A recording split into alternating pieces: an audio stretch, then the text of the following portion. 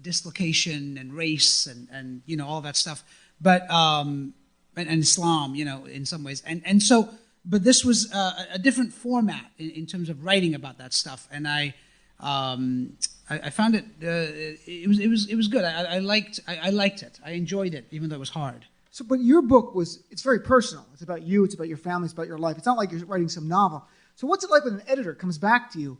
Did it happen? They go, well, could you change this, or can you change these facts in your life to be a little bit funnier, or we can market this differently? Was there ever that kind of situation? My editor, I had a great editor on this book, and she would, she would come to me and she would sort of assume that everything was 100% true, because why wouldn't you, and then I would have to sort of be like, and she was like, well, what really happened here? And I'm like, that didn't happen. Like, I'm making that up. Because I took everything in the book is, now you guys are like thinking, well, what the hell is this book, But it is all based on truth. It is all inspired from real things that happened. Like even the story of Diane really did, there was this girl that I was obsessed with who was a born-again Christian. And, in the specifics, I have sometimes blended fact and imagination. I got that from David Sedaris, by the way. He put that in his book, and so I was like, "That's what I did." Yes, and I wrote it in. You have a disclaimer. Aasif actually has a disclaimer. I'm not kidding. I'm not going to read it all. In the beginning of the book, which actually says it's based on truth, but certain things are slightly exaggerated. Like, are you even Indian? Do you have parents? Is this true? Well, the thing is, like, what I realize is that, look, I mean. Aristotle said, art is not life, art is other, right? That's right. I just dropped in Aristotle.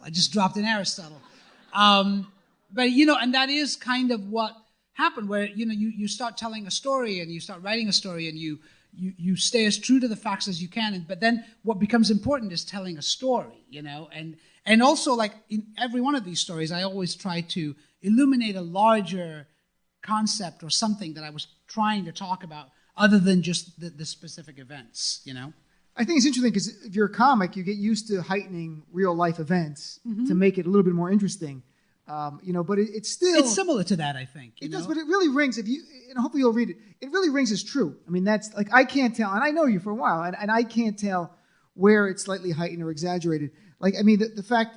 There's certain things, though, to me that have to be true. Like, you grew up in the UK as a child, and you've been here. That would be a big thing to make true. up.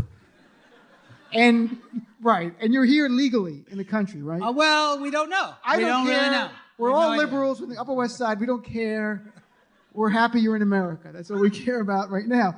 But you talk about a little bit about the struggles of growing up in the UK, being brown, and being Muslim.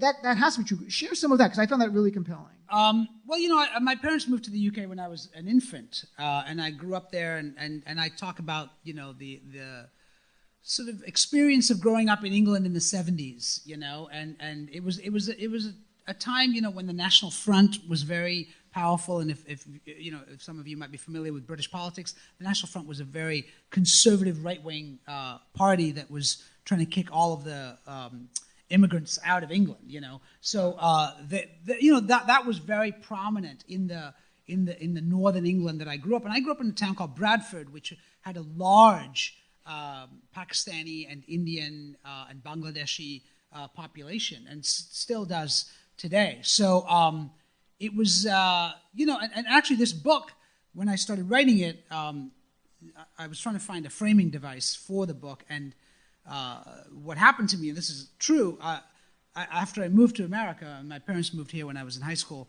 I was in America for like 20-some years and had never actually gone back to England. And there felt like there was this dislocation in my life between like my childhood and then my adulthood, like the places that the streets I had walked on as a kid, were in some sort of gauzy memory, So I actually got on a plane and just flew to England with no particular agenda except just to walk around the streets that I grew up in. And I made this kind of pilgrimage, and I used that in the book as the kind of framing device of me going back to England, to my house.